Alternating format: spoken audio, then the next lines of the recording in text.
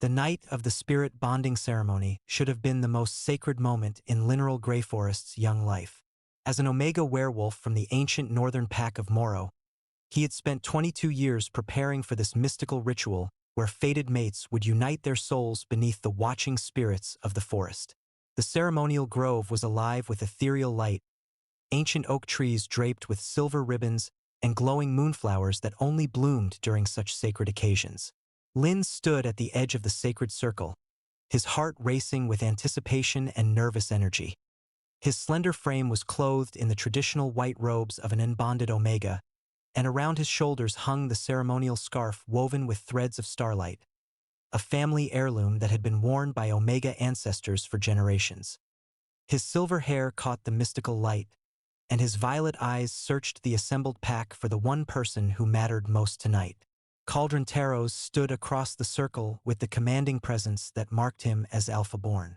Everything about the chief's son spoke of power and dominance, from his broad shoulders to his dark hair that gleamed like obsidian in the moonlight, from his amber eyes that seemed to burn with inner fire to the ritual scars that marked his arms as a proven warrior.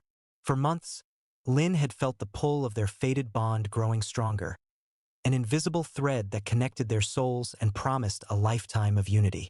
The pack's spiritual leader raised his ancient staff, carved from the heartwood of the mother tree and inscribed with runes older than memory. Tonight, under the blessing of the full moon and the watching eyes of our ancestors, those called by fate will step forward and claim their eternal bonds. His voice carried across the ceremonial grounds like the whisper of wind through leaves. Let no wolf stand between what the spirits have decreed sacred and unbreakable. Lin felt the familiar resonance of the mate bond as it called to him, urging him to step forward into the center of the circle where his destiny awaited.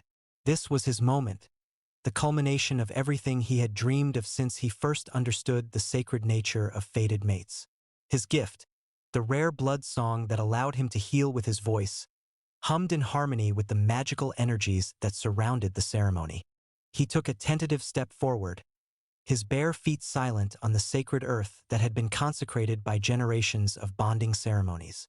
Around the circle, other wolves were moving too, drawn to their destined partners by forces older than the great forest itself. The air was thick with magic and anticipation as couples began to approach the sacred fire, where they would exchange the ritual bonds that would unite their souls for all eternity. But as Lin reached the center of the circle, something went catastrophically wrong. Instead of the warm acceptance he expected, Cauldron's face twisted with something that looked like disgust and revulsion. The Alpha's amber eyes, which had once looked at Lin with what he thought was affection, now burned with cold rejection and something far worse, shame. I will not bind myself to a defective Omega. Cauldron's voice boomed across the ceremonial grounds, loud enough for every pack member from every bloodline to hear clearly. His words hit Lin like physical blows, each one more devastating than the last. My fated mate is a mistake of the spirits. I will not tie myself to an Omega who sings instead of protecting the blood. The world seemed to slow as Lin watched Cauldron reach for the ceremonial scarf around his shoulders, the precious family heirloom that had been blessed by generations of his ancestors. With deliberate, theatrical cruelty, Cauldron grasped the delicate fabric and tore it from Lin's shoulders, the sound of ripping cloth echoing across the silent ceremonial grounds like a death knell. This is what I think of weakness, Cauldron declared, holding the torn scarf high above his head so that every witness could see what was about to happen. With one sharp motion, he threw the precious fabric into the sacred fire, where it burst into flames that seemed to burn with unnatural intensity. The pain was indescribable, not just the emotional devastation of public rejection, but the physical agony of having a fated bond violently severed. Lin felt something tear inside his chest, as if Cauldron had reached in and ripped out half his soul. The magical backlash sent him to his knees, and he tasted blood in his mouth as his gift recoiled from the trauma. His voice, which had always been his greatest strength, seemed to shatter like glass inside his throat. The pack's reaction was immediate and brutal.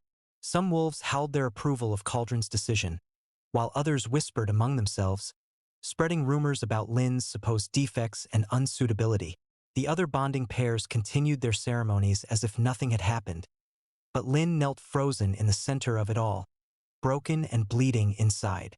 Furthermore, Cauldron continued, his voice carrying the absolute authority of his alpha bloodline, this Omega is too weak to bear strong cubs for our pack. His soft nature and useless singing threaten the very foundation of our strength. He is marked now as one of the cast out, rejected and unworthy of pack protection. The pack's spiritual leader stepped forward, his ancient face marked with something that might have been sympathy, but his words carried the weight of law and sacred tradition. Lineral of House Grey Forest, he said formally, his voice heavy with centuries of ritual.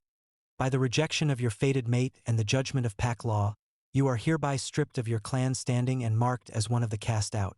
You have until the next sunrise to leave our sacred lands. The humiliation was complete and absolute. Lin somehow managed to rise to his feet, though his legs shook like a newborn cub's.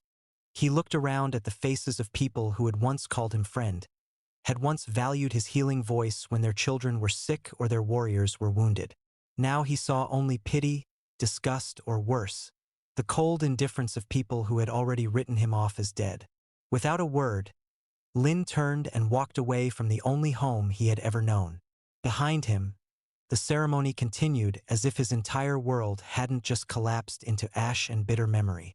His throat felt raw and damaged, his gift silent for the first time since childhood, and his heart was a hollow cavity where his bond should have been. The days that followed were a nightmare of survival and desperate flight. As one of the cast out, Lin was forbidden from seeking shelter or aid from any pack territory. He wandered the borderlands between civilized regions, living on whatever edible plants he could find and hiding from the hunting parties that roamed these dangerous areas looking for outcasts to torment or kill. His gift, the blood song that had once been his pride and purpose, remained stubbornly silent. The trauma of rejection had damaged something fundamental inside him, leaving his voice weak and trembling when he tried to sing. Without his healing abilities, even minor injuries became serious problems, and he grew thin and hollow-eyed as he struggled to survive in the wilderness. It was during a particularly harsh autumn storm that he found the abandoned tower. The ancient structure appeared out of the rain and mist like something from a fever dream. A tall spire of black stone that seemed to absorb light rather than reflect it, standing alone on the edge of the Black Ridge territory that even the bravest pack warriors avoided. The tower was clearly old, its walls carved with symbols that hurt to look at directly, but it offered shelter from the elements and seemed to be uninhabited. Lin stumbled inside just as the storm reached its peak, grateful for any refuge from the wind and rain that had been battering him for hours. The interior was dark and musty, filled with the scent of old magic and older secrets, but it was dry and reasonably warm.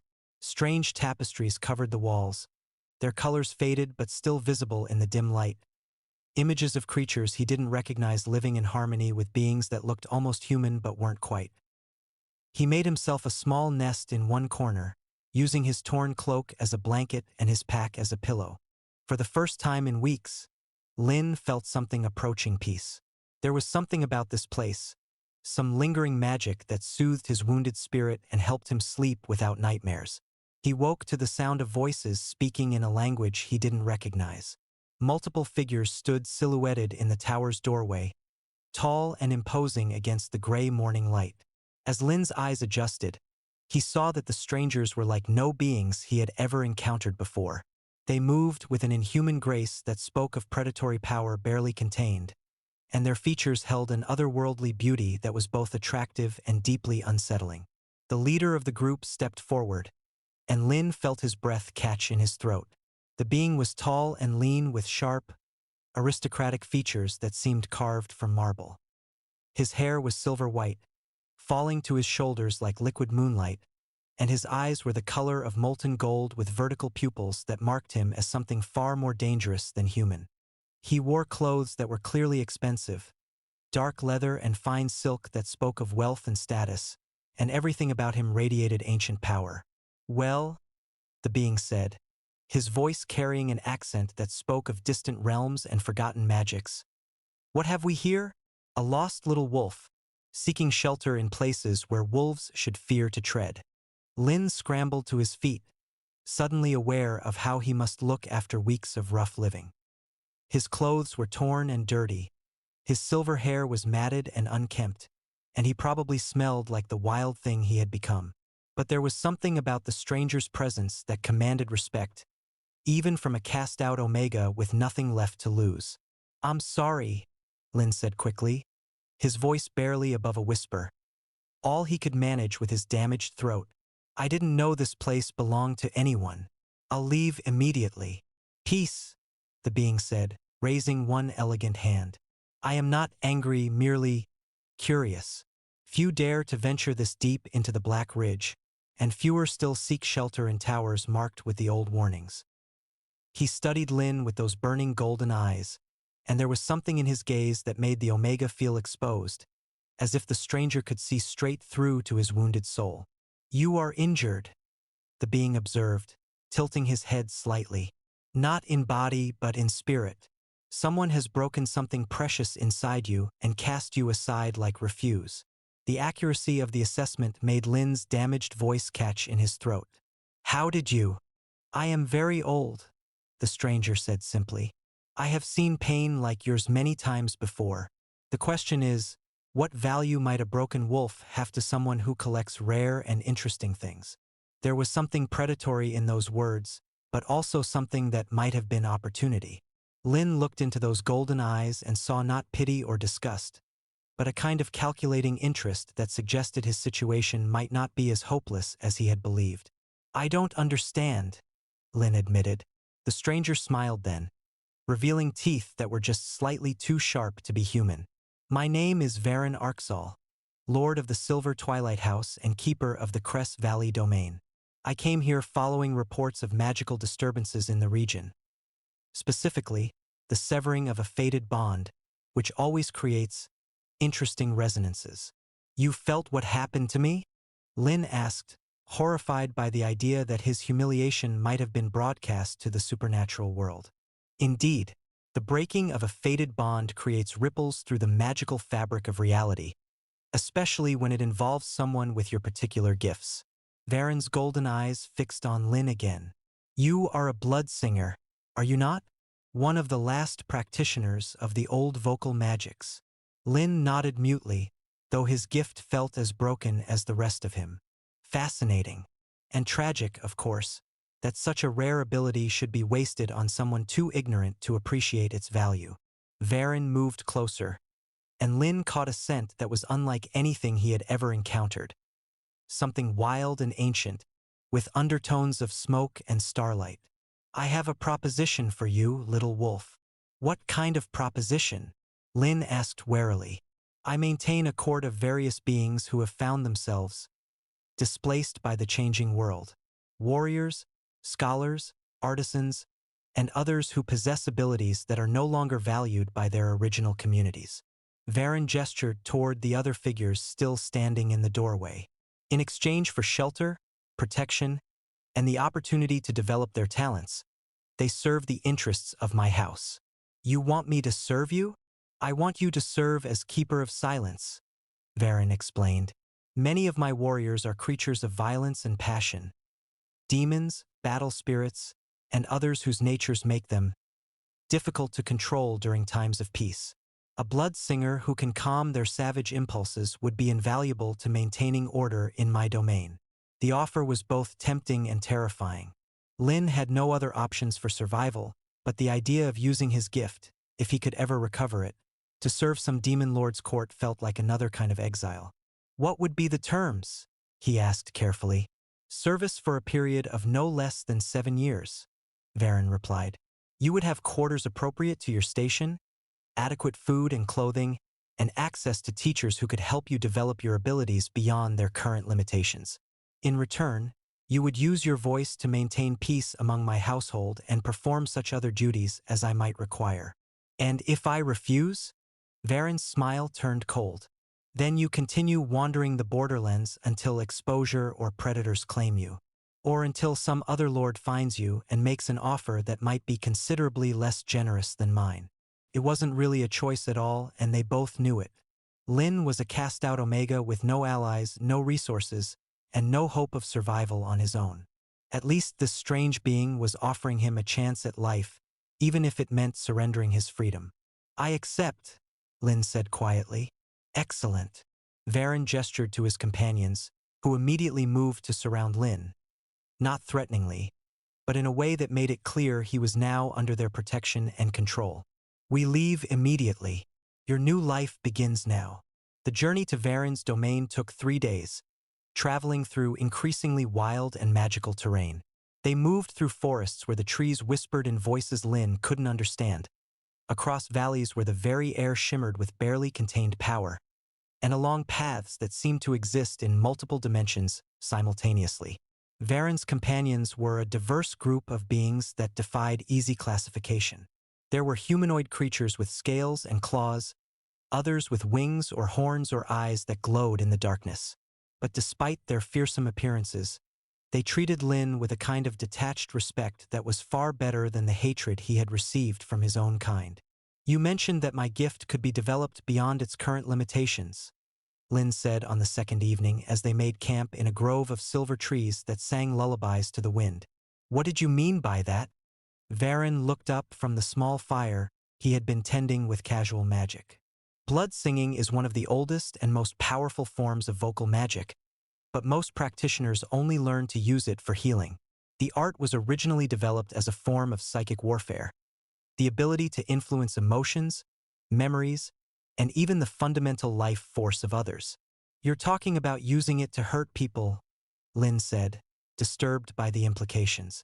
I'm talking about using it for its intended purpose, Varen corrected. Healing was always a secondary application. The masters of the old times could drive enemies to madness with a whisper, inspire armies with a battle song, or yes, kill with a single perfect note. The idea should have been horrifying, but Lin found himself curious despite his reservations.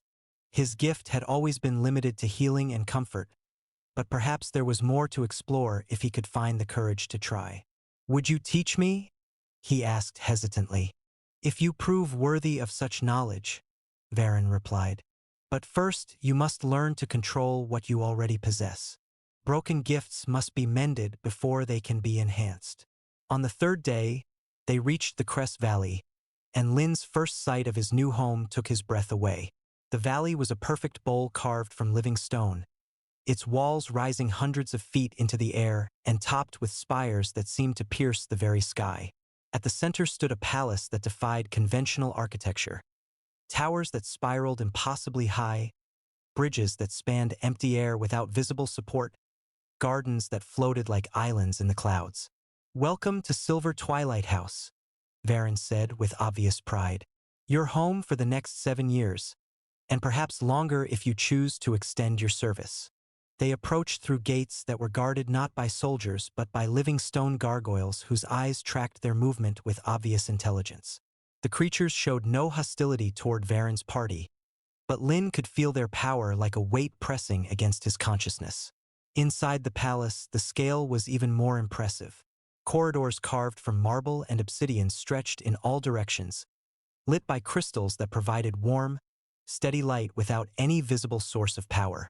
The air was filled with the sound of distant music and flowing water, creating an atmosphere of otherworldly beauty that was unlike anything Lin had ever experienced.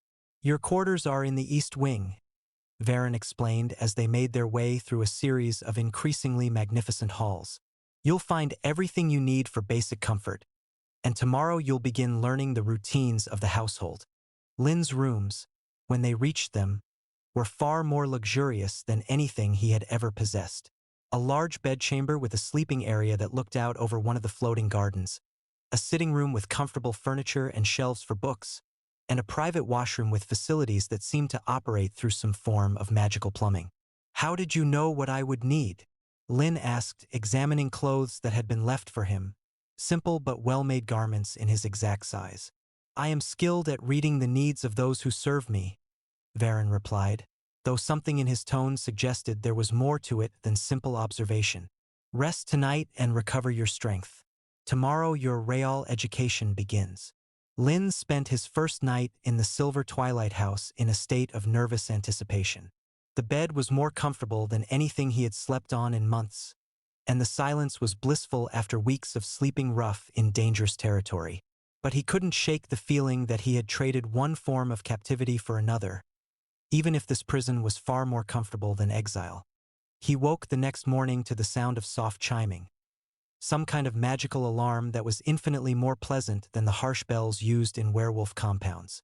Sunlight was streaming through his windows, and he could hear the sound of running water and distant conversations, suggesting that the palace was already awake and active. A soft knock at his door interrupted his examination of his new surroundings. "Enter," he called, expecting to see Varen or perhaps a servant of some kind. Instead, a figure entered that was unlike anything Lin had ever seen, humanoid in basic shape, but clearly not human or wolf.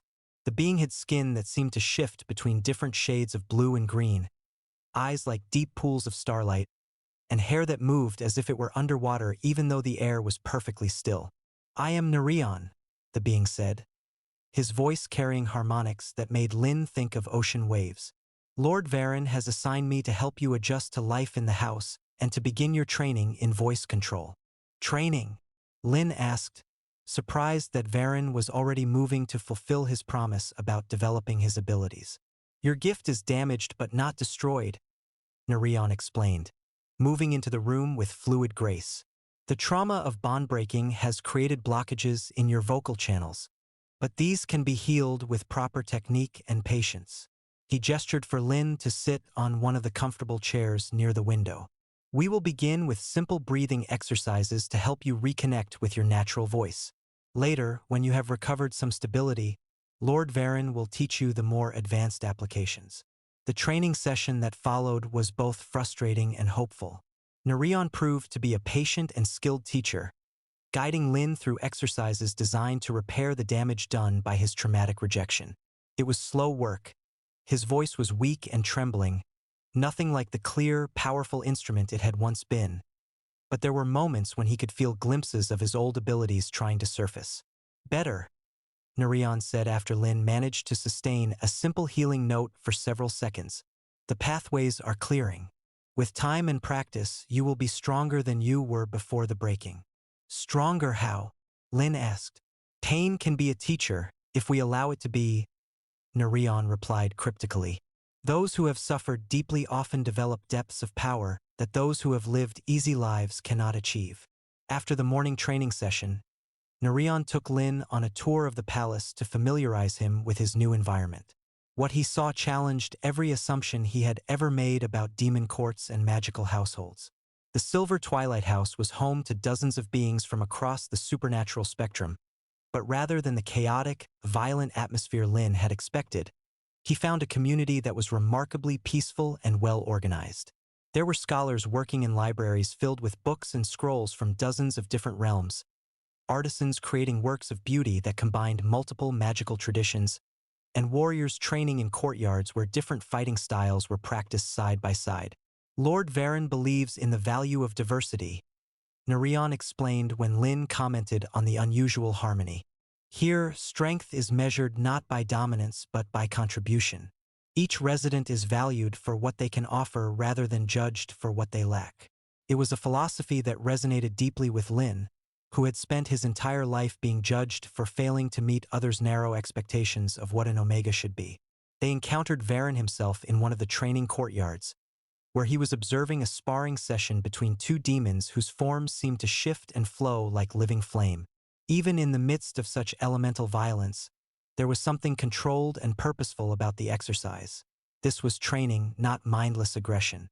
"How is our new keeper of silence adjusting?" Varen asked as they approached, his golden eyes assessing Lin with the same calculating interest he had shown in the tower. "His voice is beginning to recover," Nerion reported. "The damage was significant, but not permanent. With continued training, he should be able to resume his duties within a few weeks." "Excellent." Varen turned his attention to Lin directly. "And how do you find your new home?" "It's not what I expected," Lin admitted honestly. "I thought a demon court would be more chaotic." Varen smiled, and there was something genuinely amused in his expression. "Most demon courts are exactly as chaotic as you expected. But chaos is inefficient, and I have learned to value efficiency above tradition." He gestured toward the sparring demons, whose movements had become even more intense. These warriors were once uncontrollable berserkers who destroyed everything in their path, including their allies. Now they channel their violence purposefully, making them far more dangerous to actual enemies and far safer for everyone else. And you think my voice can help with that control? Lin asked. I know it can. The blood song has the power to touch the fundamental nature of any being, to calm the savage impulses that drive so much unnecessary destruction. Varen's golden eyes grew more intense.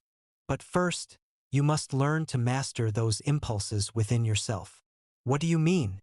Instead of answering directly, Varen gestured for Lin to follow him to a quieter section of the courtyard. Tell me, little wolf, what do you feel when you think about the one who rejected you?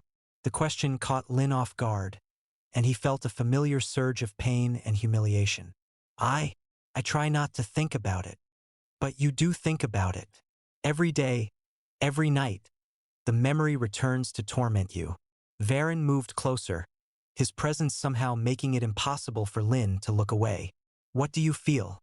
Anger? Hurt? The desire for revenge? I don't want revenge, Lin said quickly, though even as he spoke the words, he could feel the lie in them. Don't you? He humiliated you in front of your entire pack, destroyed a precious family heirloom, and cast you out to die alone in the wilderness.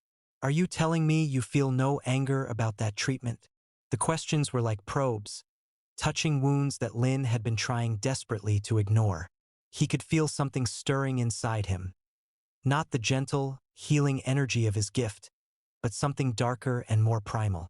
I feel, Lin began, then stopped, frightened by the intensity of what he was discovering. Yes, Varen prompted gently. I feel like I want to make him hurt the way he hurt me, Lin whispered, the admission torn from somewhere deep inside his chest. I want him to know what it feels like to be rejected and cast aside and humiliated. Good, Varen said, and there was approval in his voice that made something warm bloom in Lin's chest. Acknowledging those feelings is the first step toward mastering them. Pretending they don't exist only gives them power over you. But those feelings are wrong, Lin protested. Omegas aren't supposed to feel anger or desire for revenge. We're supposed to be gentle and forgiving and look where that got you, Varen interrupted. Your gentleness was seen as weakness, your forgiveness was taken for granted, and your healing gift was dismissed as worthless. Perhaps it's time to consider that there might be other ways to be strong. The conversation haunted Lin for the rest of the day. He had spent his entire life believing that his gentle nature was his greatest virtue, that his desire to heal rather than harm made him valuable to his pack. But Varen's words suggested that those very qualities might have contributed to his downfall, that in a world where strength was valued above all else, perhaps gentleness was indeed a form of weakness. That evening, as he sat alone in his chambers, Lin found himself humming softly, the first time his voice had felt natural since his rejection. The melody was sad but not broken, carrying undertones of loss but also of growing strength. It wasn't the pure, healing song he had once specialized in, but something more complex and emotionally nuanced. A soft knock at his door interrupted his impromptu performance. Enter, he called, expecting Narion or perhaps another household member. Instead, Varen himself stepped into the room, his expression thoughtful as he listened to the fading echoes of Lin's song. Interesting, he said, settling into the chair across from Lin's with fluid grace. Your voice is developing new qualities, deeper resonances, more complex emotional layers. The trauma of rejection appears to be expanding your range rather than simply damaging it. Is that a good thing? Lin asked uncertainly. It's a powerful thing. Whether it's good or not depends on how you choose to use it. Varen studied Lin with those penetrating golden eyes. I came to discuss your first official duty as Keeper of Silence. Lin felt his stomach tighten with nervousness. What kind of duty? Tomorrow we host a gathering of various supernatural factions to negotiate a trade agreement. Some of the attendees have volatile relationships with each other. Your role will be to use your voice to maintain calm and prevent violence from erupting during the negotiations. The idea of using his gift to control others' emotions felt uncomfortable, even if the goal was preventing violence. I don't know if I'm ready for something like that. You're more ready than you realize, Varen assured him. And it will be good practice for you. The gathering will include representatives from several werewolf packs. Not your former pack, but others from the region. You'll have the opportunity to demonstrate that cast-out Omegas can possess abilities that their former alphas could never dream of. There was something in Varen's tone that suggested this gathering had been arranged specifically for Lin's benefit. A chance to prove his worth not just to his new lord, but to himself. What if I fail? Lin asked quietly. Then you fail and we learn from the experience, Varen replied simply. But I don't believe you will fail. You have power, Lin, more than you've ever been allowed to explore. Tomorrow, you'll begin to discover what you're truly capable of. The gathering the next day was both more intimidating and more enlightening than Lin had expected. Representatives from dozens of supernatural factions filled the great hall of the Silver Twilight House. Werewolves, vampires, fey nobles, demon lords, and others that Lin couldn't easily classify. The air was thick with barely restrained hostility and competing magical auras that made his skin crawl with tension. Lin positioned himself in a gallery overlooking the main floor, where his voice would carry clearly but where he would be less likely to draw unwanted attention. Varen had provided him with a simple but elegant outfit that marked him as a member of the household staff rather than a prisoner or trophy, allowing him to blend into the background while still maintaining dignity. The negotiations began civilly enough, but it quickly became apparent that several of the factions had long-standing grievances that threatened to boil over into violence. A werewolf alpha began snarling at a vampire lord over some territorial dispute, while two different demon courts engaged in an escalating exchange of insults that had magical energy crackling between them. That's when Lin began to sing. It started as a simple humming, barely audible, but carrying harmonics that seemed to resonate in the bones of everyone present. Gradually, he added words in the old tongue, weaving together a melody that spoke of calm waters and peaceful forests, of the wisdom that came from listening rather than shouting. The effect was immediate and dramatic. The werewolf alpha's snarls faded to confused mutterings. The vampire lord's haughty posture relaxed into something more diplomatic, and the demon courts found their magical displays flickering out as their attention was captured by the ethereal music floating down from the gallery. But Lin didn't stop there. As his confidence grew, he began to weave more complex elements into his song. Suggestions of mutual benefit, hints of the prosperity that could come from cooperation, subtle emotional nudges that helped each faction see past their immediate grievances to the larger possibilities. By the time the negotiations concluded several hours later, not only had violence been avoided, but several previously hostile factions had agreed to trade partnerships that would have been unthinkable at the beginning of the day. Remarkable, Varen said as he found Lin in the gallery afterward, his golden eyes bright with something that might have been pride. I've never seen such sophisticated emotional manipulation from someone with so little formal training. Manipulation? Lin asked, troubled by the word choice. Influence, if you prefer. But don't underestimate what you accomplished today. You took a room full of beings who were ready to tear each other apart and help them find common ground instead. That's not just healing, that's leadership. The praise made something warm bloom in Lin's chest, but it also raised uncomfortable questions about the nature of his abilities and how they should be used. Is it right to use my voice to change how people feel? He asked. Even if the goal is preventing violence? Is it right to let them destroy each other when you have the power to prevent it? Varen countered. Power exists to be used, Lin. The only question is whether you use it wisely or waste it out of misplaced guilt. Over the following weeks, Lin's role in the household became more clearly defined. He served as keeper of silence during various court functions, used his voice to calm battle-weary warriors returning from missions, and helped mediate disputes between different factions within the diverse population of the Silver Twilight House. But perhaps more importantly, his relationship with Varen began to evolve beyond that of master and servant. It started with small gestures, Varen ensuring that Lin had access to books and music that interested him, inviting him to join private dinners rather than eating alone, asking for his opinions on matters that had nothing to do with his official duties. Gradually, Lin began to see past the demon lord's imposing facade to the complex being beneath.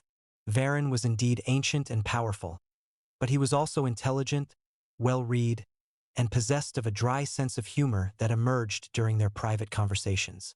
More importantly, he treated Lin with a respect that the Omega had never experienced from his own kind, valuing his insights, appreciating his abilities, and never once suggesting that his gentle nature made him weak or defective. "You mentioned that you collect rare and interesting things," Lin said one evening as they sat together in Varen's private study, sharing wine and discussing the philosophical implications of various magical theories. "Is that what I am to you? A rare thing to be collected?" Varen was quiet for a long moment, swirling the dark wine in his crystal goblet. "You were," he said finally. "When I first found you, you were indeed just another interesting acquisition. A blood singer to add to my collection of useful servants." The honesty stung, but Lin appreciated it more than he would have liked false reassurance. "And now?" he asked. "Now?" Varen met his eyes directly, and there was something in his golden gaze that made Lin's breath catch. "Now you are something far more dangerous to my peace of mind." "What do you mean?" Instead of answering directly, Varen stood and moved to the window that looked out over the floating gardens. "I have lived for over 1,000 years, Lin. In that time, I have acquired many beautiful things, commanded the loyalty of countless servants, and experienced pleasures that most beings couldn't imagine. But I have never—" He trailed off, seeming to struggle with words that didn't come easily to someone accustomed to absolute control. "Never what?" Lin prompted gently. "Never cared whether one of my acquisitions was happy," Varen said quietly. "Never worried about whether they felt valued or appreciated. Never found myself looking forward to conversations that had nothing to do with duty or service." The admission hung in the air between them, heavy with implications that neither of them seemed ready to address directly. "I care about your happiness," Varen continued, still looking out at the gardens. "I want you to thrive here, not just survive. I want to see you discover the full extent of your abilities and use them in ways that bring you satisfaction rather than just serving my needs." Lin stood and moved to join him at the window, careful to maintain a respectful distance while still making it clear that he welcomed this unexpected vulnerability. "You gave me a life when I thought mine was over," Lin said softly. "You saw value in me when my own people saw only weakness. However you feel about me now, I'm grateful for that." "Gratitude is not what I'm looking for," Varen replied, turning to face him. "I don't want your service born from obligation or debt. If you choose to stay here beyond your contracted term, I want it to be because you genuinely want to be here." "And if I wanted to leave?" Lin asked, testing the boundaries of this new dynamic between them. "Then you would leave," Varen said simply, "with my blessing and whatever resources you needed to establish yourself elsewhere." The certainty in his voice made it clear that this wasn't an empty promise. Somehow, without Lin noticing, his status had shifted from captive servant to valued resident with genuine freedom of choice. "I don't want to leave," Lin said, and was surprised by how firmly he meant it. "This is the first place I've ever felt like I could be myself without apology or shame." "Even though yourself includes feelings and desires that your former pack would have found inappropriate?" Varen asked, referring to their earlier conversation about anger and the desire for revenge. "Especially because of that," Lin replied. "You helped me understand that there's nothing wrong with having complex emotions, even difficult ones. The problem was never that I felt anger. It was that I was taught to be ashamed of it instead of learning to channel it constructively." Varen smiled, and there was genuine warmth in the expression. "You're becoming quite the philosopher." "I had a good teacher," Lin said, then paused as he noticed something different in the way Varen was looking at him. There was an intensity there that hadn't been present before, something that made his pulse quicken and his skin feel warm. "Lin," Varen said quietly, and there was something in his voice that made the Omega's name sound like a prayer or a promise. "Yes." Instead of answering with words, Varen reached out slowly, giving Lin plenty of time to pull away, and gently touched his cheek. The contact sent electricity racing through Lin's entire body, awakening sensations he hadn't felt since his bond had been severed. "I should not want this," Varen said softly, his thumb brushing across Lin's cheekbone. "You are under my protection, my responsibility. Taking advantage of that would be unconscionable." "What if you're not taking advantage?" Lin asked, leaning into the touch despite every rational thought telling him this was dangerous territory. "What if I want this too? Do you?" Varen's golden eyes searched his face intently. "Or do you think you want it because I've been kind to you? Because I've given you safety and purpose when you had neither?" It was a fair question, and one that Lin had been asking himself for weeks as his feelings for his enigmatic protector had grown more complex. "I don't know," he admitted honestly. "But I know that when you look at me like you're looking at me right now, I feel more alive than I have since my bond was broken. I know that I've never met anyone who understood me the way you seem to, and I know that I trust you in ways I've never trusted anyone." "Trust and desire are not the same thing," Varen pointed out, though he made no move to withdraw his hand. "No, they're not. But sometimes they can grow together into something stronger than either one alone." For a long moment, they stood frozen in that tableau, Varen's hand cupping Lin's face, both of them caught between possibility and restraint. Then, slowly, Varen leaned forward and pressed a gentle kiss to Lin's forehead. "I will not rush this," he said quietly. "Whatever grows between us, it will have time to develop naturally, without pressure or obligation." It was a promise of patience and respect that made Lin's heart ache with something that might have been love. The weeks that followed were a careful dance of growing intimacy and mutual exploration. Varen made good on his promise not to rush things, but that didn't stop the relationship between them from deepening in ways that were both subtle and profound. They spent more time together, sharing meals, discussing books, working together on various projects related to the administration of the Silver Twilight House. Varen began teaching Lin advanced applications of his bloodsong abilities, revealing techniques that were far more sophisticated than anything his pack had ever taught him. The masters of the old times understood that voice and emotion are fundamentally connected, Varen explained during one of their private training sessions. Every feeling has its own harmonic signature, and a skilled blood singer can manipulate those signatures to create profound changes in others' emotional states. Lin was learning to do exactly that, not just calming anger or fear, but inspiring courage, fostering compassion, and even creating bonds of loyalty and affection between previously hostile parties. It was intoxicating to discover the full extent of what he was capable of, but it was also somewhat frightening. "Doesn't this make me dangerous?" Lin asked after successfully convincing two rival demon lords to not only cease their feud but to begin collaborating on a joint venture. "If I can manipulate emotions this effectively, what's to stop me from using these abilities for selfish purposes?" "The same thing that stops anyone from misusing their power," Varen replied. "Character, conscience, and the understanding that true strength comes from helping others achieve their potential rather than dominating them." "And if I don't have enough character? If the power corrupts me?" Varen smiled and moved closer, his presence radiating the kind of confidence that came from centuries of experience. "Then I will be here to remind you who you chose to be, just as you remind me." "What do you mean? You think you're the only one who's been changed by our association?" Varen's golden eyes grew warm. "Before you came here, I ruled through a combination of fear, respect, and calculated benefit. My subjects served me because it was in their best interests to do so, not because they cared about me as a person." He gestured toward the great hall visible through the study windows, where various members of the household were going about their daily activities with obvious contentment and purpose. "Now they serve because they believe in what we're building here. A community where everyone can contribute their unique gifts without fear of judgment or rejection. That change didn't come from my leadership alone. It came from watching you treat every being here with dignity and respect, regardless of their species or background." "I just treat them the way I wanted to be treated," Lin said quietly. "Exactly. And that simple philosophy has transformed this house from a collection of useful servants into something resembling a genuine family." Varen's expression grew more intense. "You've changed me, Lin. made me want to be worthy of the loyalty and affection you inspire in others.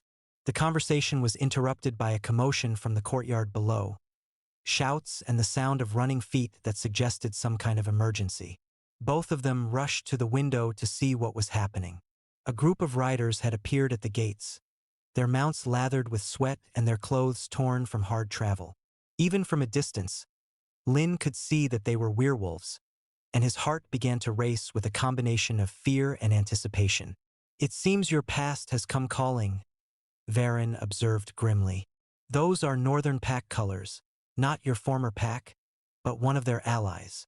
Lin felt ice form in his stomach. "What do they want?" "I suspect we're about to find out. Come, let's go hear what message they bring." They made their way to the Great Hall, where the werewolf messengers were already being escorted by guards who were polite but clearly prepared for trouble. The lead rider was a young beta male whose scent carried the distinctive markers of the Mountain Ridge Pack, longtime allies of Lin's former home. "I bring word from Alpha Cauldron Taros of the Northern Moro Pack," the messenger announced formally, his voice carrying across the hall to where Varen and Lin stood on the upper gallery. "He demands the return of stolen pack property and the surrender of the Omega called Lineral Grey Forest." "Property?" Varen's voice cut across the hall like a blade, cold and dangerous in a way that made even the brave messenger take a step backward. "Perhaps you should explain exactly what your Alpha considers to have been stolen." "The Omega carries pack blood," the messenger replied, though his confidence was clearly shaken by Varen's intimidating presence. "Any offspring he bears belong to the Northern Moro Pack by right of blood and law." The words hit Lin like a physical blow, and he had to grip the gallery railing to keep from staggering. They knew. Somehow, they knew about the pregnancy that he had only recently discovered himself. "And what if the Omega in question chooses not to return?" Varen asked, his voice growing even more dangerous. "Then Alpha Cauldron will consider it an act of war against the werewolf nation," the messenger replied.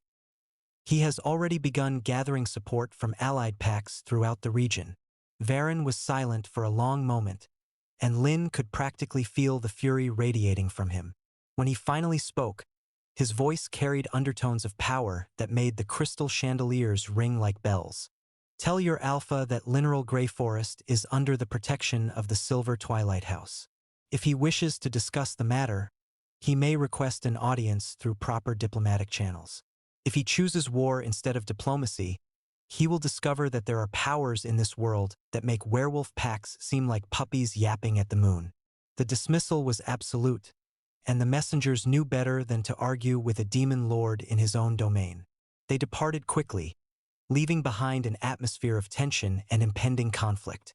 "How did they know?" Lin asked as soon as they were alone again. "Fated bonds leave traces even when they're broken," Varen explained grimly.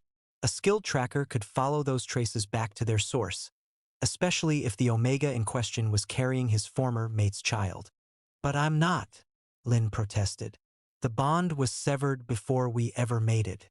How could I possibly be pregnant with Cauldron's child?" Varen's expression grew thoughtful. "You're certain the bond was completely severed?" "Sometimes, even violent rejection leaves fragments that can continue to affect both parties." Lin closed his eyes and reached inward, trying to sense any remnant of the connection that had once linked him to Cauldron. To his shock, he could indeed feel something.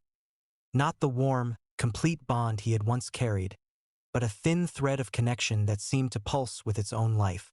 "There's something there," he admitted, "but it's so faint I never noticed it before." "Faint but real," Varen confirmed, "and apparently strong enough to create life. The question is, what do you want to do about it?" Lin looked down at his still flat stomach, trying to process the reality of carrying a child conceived through a broken bond with someone who had rejected and humiliated him. Part of him wanted to deny the possibility entirely, to refuse to accept that any part of Cauldron remained within him. But another part of him, a part that had been growing stronger since his arrival at the Silver Twilight House, felt protective of the life growing inside him regardless of how it had been conceived. "I want to keep the baby," he said finally. "Not because of any lingering feelings for Cauldron, but because this child didn't choose to be conceived through a broken bond." It deserves a chance at life, and it deserves parents who will love it regardless of the circumstances of its conception. Parents? Varen asked quietly.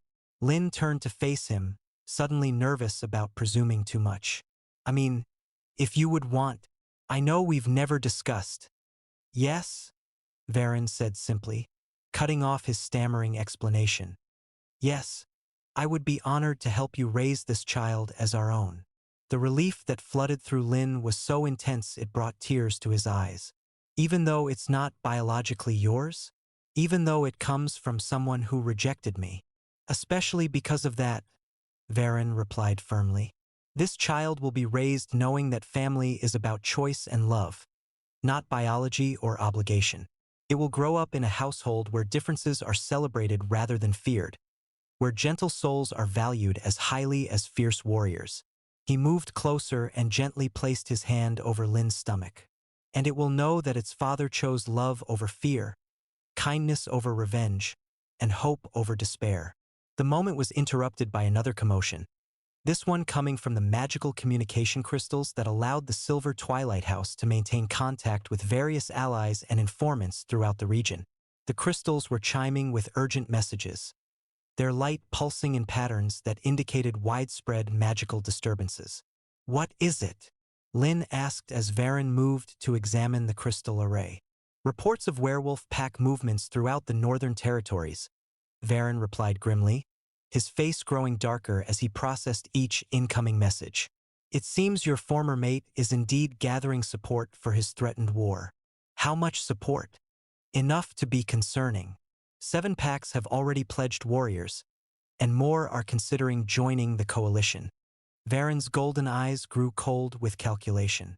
They're not just coming for you, Lin. They're using your presence here as an excuse to settle old scores with the supernatural community. Then I should leave, Lin said immediately, if my being here endangers everyone else. No. Varen's voice carried absolute authority. You will not be driven from your home by threats and prejudice. If they want war, then they will have war. But it will be fought on our terms, not theirs. Over the following days, the Silver Twilight House transformed from a peaceful sanctuary into a fortress preparing for siege. Varen's extensive network of allies began arriving. Demon warriors, fey nobles with their own grievances against werewolf expansion, vampires who remembered when the northern packs had hunted their kind for sport. But perhaps most importantly, other outcasts began to arrive. Cast-out wolves from various packs, mixed-blood beings who had never been accepted by either side of their heritage, supernatural creatures who had been driven from their homes by werewolf aggression. They came seeking not just protection, but the chance to fight for a vision of the world where they would be accepted rather than merely tolerated. Look at what you've built, Varen told Lin one evening as they stood on the highest tower of the palace, watching the diverse coalition that had gathered in their defense. A year ago, many of these beings would have considered each other enemies. Now they stand together because you showed them that there was another way to live. I didn't do this, Lin protested. You're the one who provided the sanctuary, who offered protection to those who needed it. I provided the place, Varen corrected. But you provided the heart, your compassion, your refusal to let suffering define you, your ability to see the potential for good in everyone. That's what created this community. Lin leaned into Varen's warmth, drawing comfort from his solid presence as he contemplated the coming conflict. I'm scared, he admitted quietly. Not for myself, but for everyone who's chosen to stand with us. What if we lose? What if people die because of decisions I've made? People die in wars regardless of the decisions any individual makes, Varen replied gently. But people also live, truly live, with dignity and purpose and hope, because someone was brave enough to stand up and say that the old ways don't have to be the only ways. He turned Lin to face him, his golden eyes intense with conviction. You didn't start this conflict. Your former pack did when they decided that rejection and exile weren't punishment enough, when they chose to see your survival and happiness as a threat to their way of life. All you've done is refuse to die quietly in the wilderness as they expected. The attack came 3 weeks later, just before dawn on a day when the morning mist hung thick in the valley. Lin woke to the sound of alarm bells and the distant howling of wolves who had shifted into their battle forms for maximum intimidation. From the windows of their chambers, he could see the werewolf coalition spreading across the hills that surrounded the valley, hundreds of wolves in both human and beast form, their numbers far greater than even Varen's pessimistic estimates had suggested. They've called in favors from across the continent, Varen observed grimly as he quickly dressed in the black and silver armor that marked him as Lord of the Silver Twilight House. This isn't just about you anymore. This is their attempt to break supernatural power in the region once and for all. Then we make sure they fail, Lin said with a determination that surprised him. Over the months of training and growing confidence, he had discovered that he was capable of much more than his former pack had ever imagined. Today he would prove it. The battle that followed was unlike anything the region had ever seen.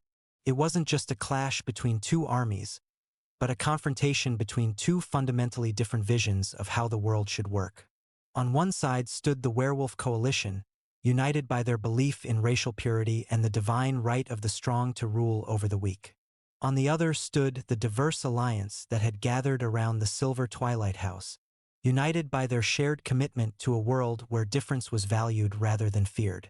Lin took his position on the highest tower of the palace, where his voice would carry across the entire battlefield. He had no intention of hiding while others fought for his right to exist, but his contribution would be strategic rather than purely martial. As the battle lines formed and the first charges began, Lin opened his throat and began to sing. It started as a simple melody, clear and strong and utterly without fear. But as his confidence grew, he began to weave more complex elements into the song. Battle hymns that inspired courage in his allies, dirges that sowed doubt and confusion among his enemies, healing choruses that strengthened the wounded and helped them return to the fight. But most importantly, he sang songs of truth, magical melodies that cut through propaganda and prejudice to reveal the reality of what was at stake. Under the influence of his blood song, werewolf warriors began to question whether they were really fighting for justice or simply for the preservation of their own privilege. Some of them laid down their weapons entirely, refusing to continue a war that they suddenly understood was based on lies and fear. The tide of battle began to turn when Cauldron himself appeared on the field, his massive alpha form cutting through the melee as he sought to reach the tower where Lin stood singing. Behind him came his personal guard, the elite warriors of the Northern Moro Pack, all of them dedicated to their alpha with the kind of fanatical loyalty that brooked no question or compromise. Enough! Cauldron's voice carried across the battlefield with the authority of his alpha blood. I challenge the Demon Lord to single combat for possession of what belongs to me. The challenge was a calculated move. Single combat was still recognized by most supernatural factions as a legitimate way to resolve conflicts, and refusing such a challenge would be seen as cowardice by potential allies on both sides. But before Varen could respond, Lin made a decision that shocked everyone present. I accept your challenge, he called down from the tower, his voice magically amplified to carry across the entire battlefield. Not as the Demon Lord's representative, but on my own behalf. Lin, no. Varen's voice carried urgency and fear that he rarely allowed others to hear. You cannot face him in single combat. He is an alpha warrior with years of battle experience. And I am a blood singer with powers he never imagined I could possess, Lin replied calmly. This started with his rejection of me. It should end with me proving that his rejection was the greatest mistake of his life. The battlefield fell silent as Lin descended from the tower and walked out into the space between the two armies. He carried no weapons, wore no armor, relied on nothing but his gift and the strength he had discovered in the months since his exile. Cauldron shifted back to human form as Lin approached, his amber eyes burning with the same arrogance and contempt that had marked their last encounter. He was still everything an alpha was supposed to be, tall, strong, magnificent in his confidence and power. But Lin was no longer the broken, pleading Omega who had been rejected at their bonding ceremony. Months of training, acceptance, and growing love had transformed him into something his former mate couldn't recognize. So the little songbird thinks he's become a hawk, Cauldron sneered, circling Lin like a predator sizing up prey. Do you really think your demon's magic can protect you from me? I don't need protection from you, Lin replied calmly. I never did. I just needed to understand my own worth. Your worth? Cauldron laughed harshly. You're carrying my child, Omega. That makes you my property regardless of what delusions your demon lover has filled your head with. Your child. Lin smiled, and there was something in that expression that made Cauldron take an involuntary step backward. No, Cauldron. This child may have been conceived through the remnants of our broken bond, but it will never be yours. It will be raised by people who understand that strength comes in many forms, and that gentle souls are the rarest treasures of all. Pretty words, Cauldron snarled, his wolf nature beginning to assert itself as his anger grew. But words won't save you when I tear your throat out. Won't they? Lin asked, and then he began to sing. What emerged from his throat was unlike anything the assembled armies had ever heard. It was the blood song of truth and reckoning, an ancient melody that had the power to strip away all pretense and self-deception, forcing listeners to confront the reality of who they truly were. Under the influence of that terrible, beautiful song, Cauldron found himself unable to maintain the righteous anger that had sustained him throughout the campaign. Instead, he was forced to confront the true motivations behind his rejection of Lin. Not strength or duty or concern for the pack, but fear. Fear of his own desires, fear of appearing weak, fear of loving someone whose gentle nature challenged everything he had been taught about what it meant to be alpha. Stop, Cauldron whispered, falling to his knees as the song continued to work its magic on him. Stop, please. But Lin didn't stop. Instead, he began to weave new elements into the melody. Songs of forgiveness and redemption. Melodies that offered the possibility of growth and change for those brave enough to accept them. You rejected me because you thought I made you weak, Lin sang, his voice carrying not anger but a profound sadness for what they both had lost. But I could have made you stronger, if you had been brave enough to let me. Cauldron collapsed completely, his alpha pride shattered by the realization of everything he had thrown away. Around the battlefield, other wolves were experiencing similar revelations as the blood song forced them to confront their own prejudices and fears. When the song finally ended, the silence was deafening. Then, slowly, Cauldron struggled to his feet and looked at Lin with eyes that held no trace of arrogance or contempt, only regret and a dawning understanding of what he had lost. I was wrong, he said quietly, his voice carrying across the battlefield to every listening ear. About everything. About you, about what strength means, about what our pack needed. He turned to address his warriors. Stand down, all of you. This war is over. But Alpha, one of his lieutenants, began to protest.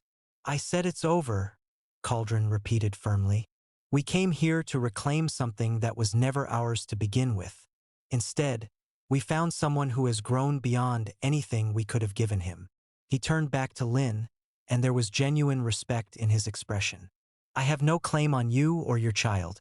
I gave up that right when I chose fear over love, pride over understanding. All I can do now is ask for your forgiveness and promise that the Northern Packs will never threaten you or your family again. Lin looked at his former mate, this man who had once seemed so powerful and now appeared smaller somehow, diminished by the weight of his own recognition of failure. There was a part of him that wanted to savor this moment of victory, to make Cauldron suffer as he had suffered. But that wasn't who Lin had chosen to become. I forgive you, he said simply. Not because you deserve it, but because forgiveness is a gift I give to myself. I won't carry the weight of your mistakes any longer. The coalition began to disperse after that, werewolf packs retreating to their own territories with much to think about and discuss. Some of them stayed, requesting permission to settle in the valley or establish permanent alliances with the Silver Twilight House. The world was changing, and many were ready to change with it. Lin found himself standing alone on the battlefield as the sun set over the valley, processing everything that had happened. The confrontation he had feared for so long was over, ended not with violence and death but with understanding and the possibility of redemption. No regrets? Varen asked as he joined him, his armor discarded in favor of the simple clothes he preferred for private moments.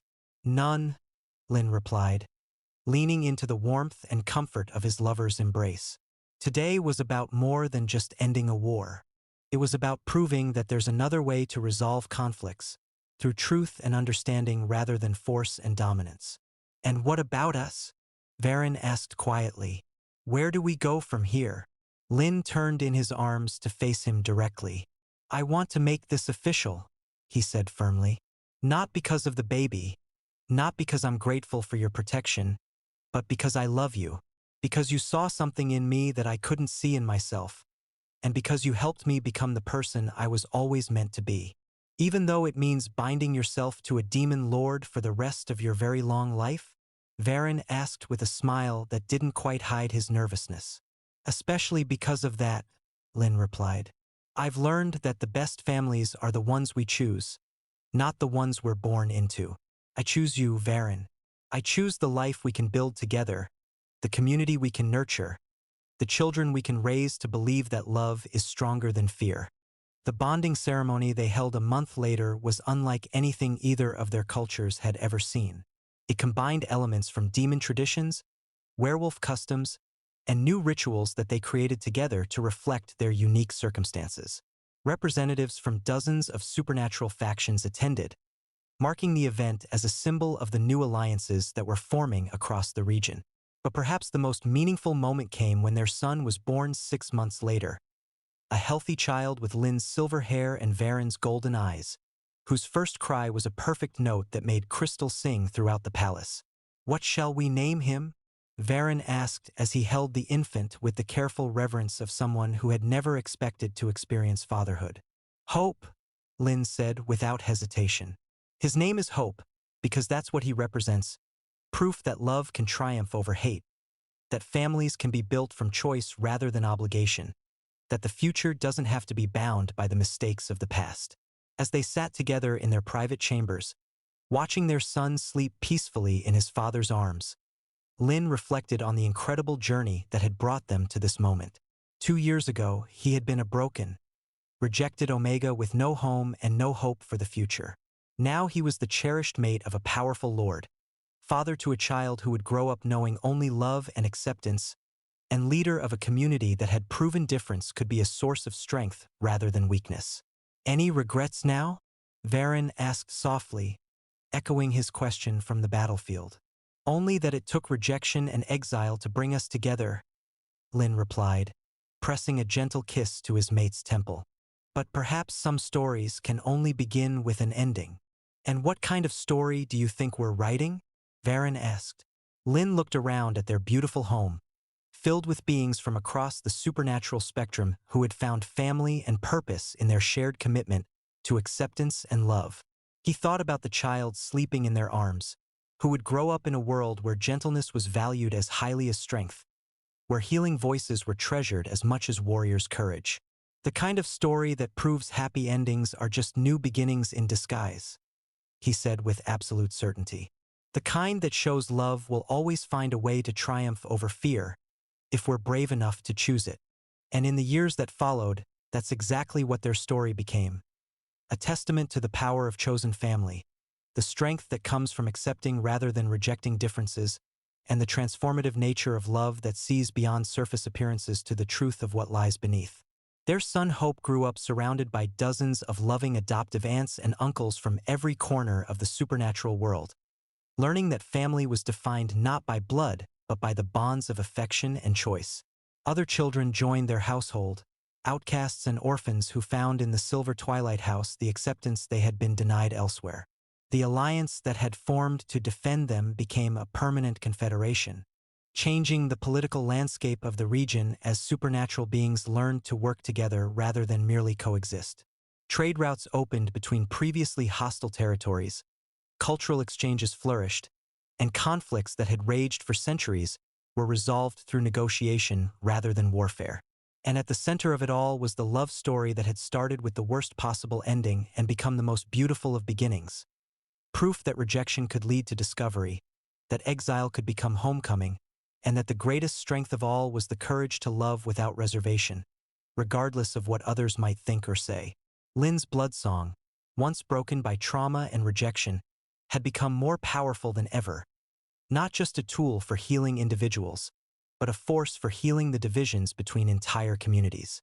And every time he sang, whether for joy or sorrow, for celebration or comfort, his voice carried the message that had become the foundation of everything they had built together.